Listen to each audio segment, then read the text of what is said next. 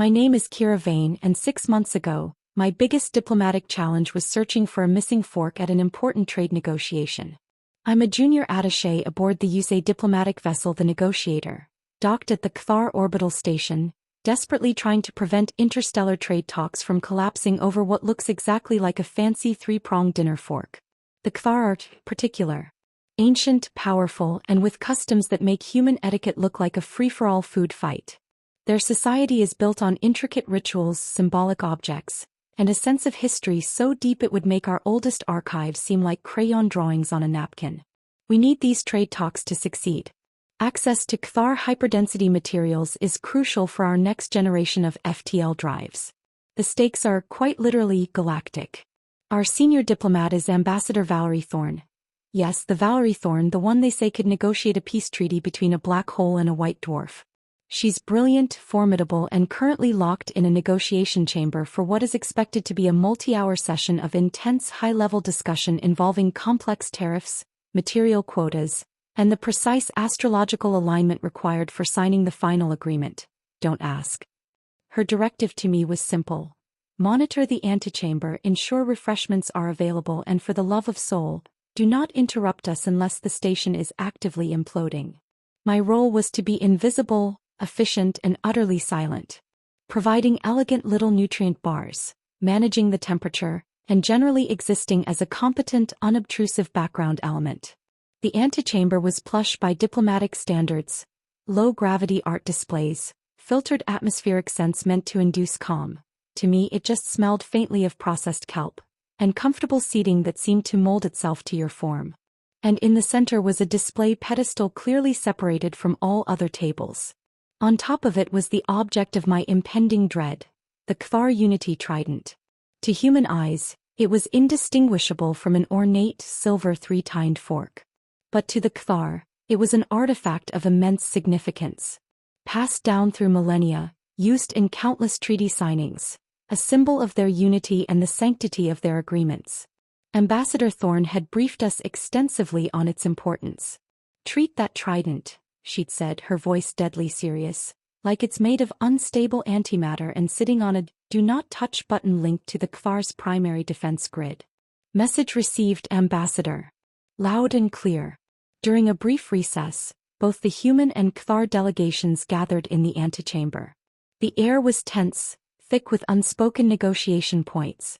Kthar diplomats, with their multi-jointed limbs and expressions that were impossible for a human to read, mingled with our own sharp-suited delegation. Refreshments were politely offered and accepted. The Kthar have a fascinating relationship with flavored steam. When the recess ended, the delegations filed back into the negotiation chamber. I began the quiet process of clearing away the used refreshment vessels, ensuring the antechamber was pristine for the next break. That's when I noticed it. The pedestal was empty. The red-colored cordons surrounding the pedestal were still there, but the Unity Trident was gone. My internal temperature plummeted about 20 degrees. My heart rate spiked.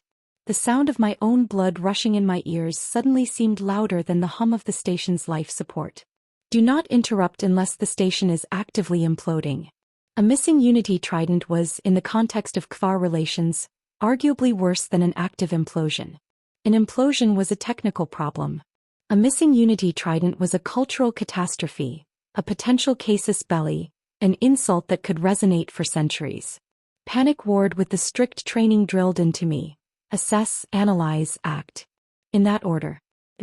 Assess. Trident gone. Kthar are hypersensitive about it. Senior diplomat unreachable.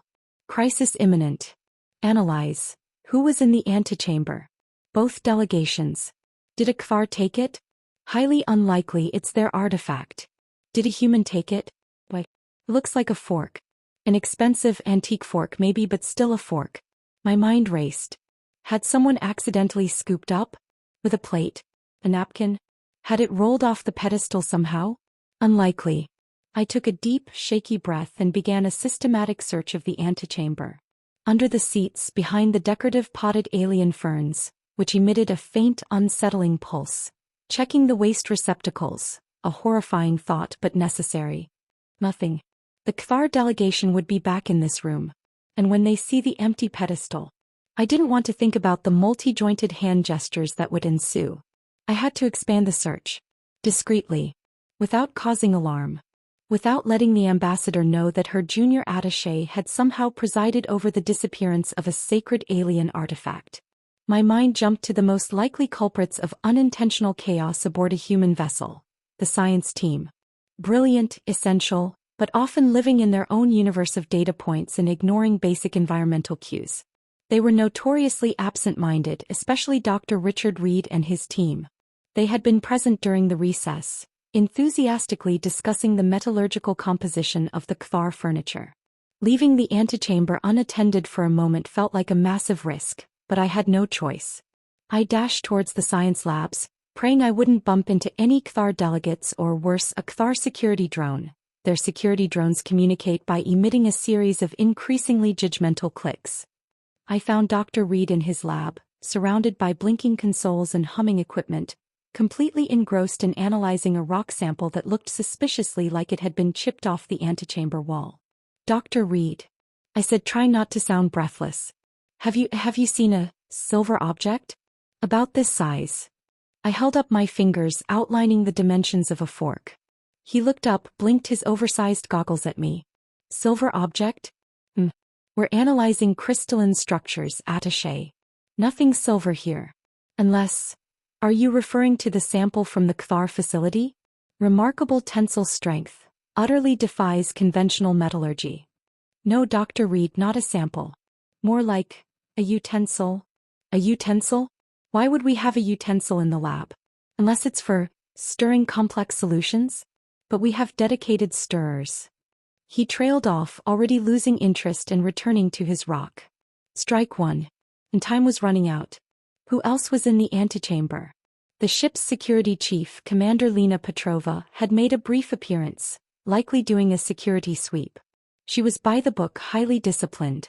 Unlikely to accidentally pocket a sacred artifact. So I had to check. I found Commander Petrova on the bridge, overseeing tactical displays. Commander, I began. Apologies for the interruption, but have you by any chance seen a small silver object? 3 prongs? Looked like a fork. She turned, her expression unreadable. A fork, attaché? This is a diplomatic vessel, not a mess hall. Are you misplacing crew cutlery?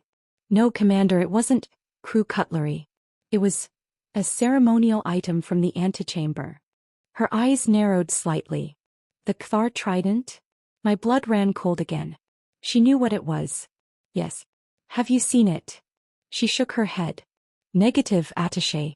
My sweep confirmed all items were in their designated locations during the recess. Why? Is it missing? The way she said, "Is it missing?" was calm, but the intensity in her gaze told me she understood the gravity of the situation perfectly. Yes, Commander. Seems to be. I'm conducting a discreet search. She held my gaze for a moment, then gave a short nod. Understood. Inform me immediately if the situation escalates beyond discreet. It wasn't an offer of help, but a quiet acknowledgement that she knew I was handling a potential fire, and she was trusting me not to make it worse. Reassuring in a terrifying way. Okay, back to the antechamber perimeter. Who else could have possibly... My mind flashed back to the refresh tray. Nutrient bars, steam cups, and Anya's lucky spork. Anya, the chief engineer. The woman who could fix the engine with a paperclip and a stern look. She sometimes wandered into the diplomatic areas during breaks, claiming she was monitoring structural integrity, but mostly just sniffing the air and muttering about substandard atmospheric regulation. And she always had her lucky spork. A simple, battered piece of metal she swore brought her good fortune. It had 2 tines. Close enough to look relatable? To a Kthar Unity trident that looked like a fork? Could she have? I raced towards engineering. The familiar smell of ozone, lubricant, and mild panic hit me as I entered.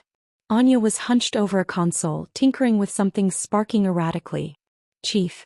Anya. Have you been near the antechamber recently? She looked up, wiping grease from her brow. Antechamber? Yeah, I grabbed a steam cup during the break. Place smells weird, by the way. Like sad space kelp. Why? Did you, by any chance, pick up anything from the display pedestal? Anya frowned, thinking. Pedestal? No. Didn't touch the shiny fork thing. Looked uncomfortable to hold. Why? You lose something, Kira? My hope plummeted. If Anya hadn't taken it. It's the Kvar Unity Trident, Chief. It's gone. Anya's eyes widened slightly. For Anya Sharma, slightly widened eyes, was the equivalent of a normal person screaming. Gone. The shiny fork of doom is gone. Kira, that thing is like the Kvar's collective pinky promise. Where did you last see it? On the pedestal just before the delegations went back in. I cleared the refresh trays. My voice trailed off. The refresh trays. Anya followed my gaze. The used refreshment trays were collected and taken to the automated sanitation unit for cleaning and recycling. The sanitation unit was ruthless. It pulverized everything that wasn't designated ship property or a specific type of recyclable. Oh no, Anya breathed, a look of dawning horror on her face that mirrored my own. Kira, you didn't. I didn't. I stammered. I just cleared the trays alongside the cleaning bot. It looks exactly like a fork. The bot could have scooped it up by accident. The Unity Trident, ancient artifact of galactic diplomacy, reduced to cosmic dust in an automated trash compactor. This wasn't just a footnote. This was getting us kicked out of the galaxy. Okay, don't hyperventilate, Anya said, already moving. Which unit did those trays go to? Sanitation Unit Gamma 7? Right. It runs a high-density compression cycle. But there might be a pre-sort chamber. If we're fast. We sprinted through the corridors, the ship's internal layout suddenly seeming like a cruel, never-ending maze. Reaching Sanitation Unit Gamma 7 felt like arriving at the gates of doom. It was a large, humming, slightly malodorous piece of machinery designed to make things disappear permanently. Anya interfaced with the control panel, her fingers flying across the buttons. Security overrides, emergency access, filter for metallic signatures, non-standard composition. The access port hissed open. Inside was a jumble of discarded nutrient paste containers, crumpled napkins and various unidentifiable bits of mess. And amongst it all, gleaming faintly under the harsh utility lights, was the unmistakable shape of a silver three-pronged object. The Unity Trident, unharmed, sitting precariously close to the intake for the compression chamber. With trembling hands, I reached into the pre-sort chamber and carefully, reverently retrieved the trident. It was heavier than it looked. And for something that resembled a fork, it felt incredibly significant. I held it up, relief washing over me so strongly I felt dizzy. We found it. Chief, you're a genius. Anya just sighed, leaning against the humming unit. Yeah, well, just another Tuesday. Now get that thing back to the antechamber before the Kvar notice. And maybe next time, put a "Do not touch ancient sacred artifact" sign on it. I raced back to the antechamber, the trident clutched in my hand. I arrived just before the negotiation chamber door hissed open. The Kvar and human delegates were emerging for their next recess. The Kvar ambassador's multi-jointed head turned towards the pedestal. With a casual air I absolutely did not feel, I started dusting off imaginary dust from the trident as if it had been there all along, even though I just replaced it seconds ago. The Kvar ambassador's antennae twitched. He looked from the trident to me, his unreadable expression unchanging. Then he gave a series of clicks that, according to our cultural database, indicated satisfaction. Ambassador Thorne emerged from the chamber looking tired but resolute. She didn't even glance at the pedestal. "All right, everyone," she said, rubbing her temples. "Let's reconvene in 15. We're making progress." Progress. A single word. Uttered by the senior diplomat, oblivious to the near catastrophe that had just been averted inches away from her. Later, the official mission log would simply record, "Negotiations proceeding as scheduled. Minor delay during second recess attributed to technical adjustments to cleaning support bots." Technical adjustments. Another footnote. Nobody asked about the missing trident. Nobody knew about the frantic search, the panicked sprint to the sanitation unit, or the moment I pulled a millennia-old sacred artifact from a pile of space trash. My career as a junior diplomat had almost ended before it truly began, not due to a failed negotiation or a cultural blunder of my own making, but because a sacred symbol looked too much like something you'd eat vegetables with. As I sat back down, monitoring the antechamber and ensuring the atmospheric scent remained at optimal, sad space kelp, I realized something. The grand gestures of diplomacy, the high-level talks, the signing of treaties. That was the main text of galactic history. But the footnotes? The footnotes were where the real, messy, terrifying, and sometimes utterly ridiculous stories happened. And for better or worse, I seem to have a knack for living in the margins.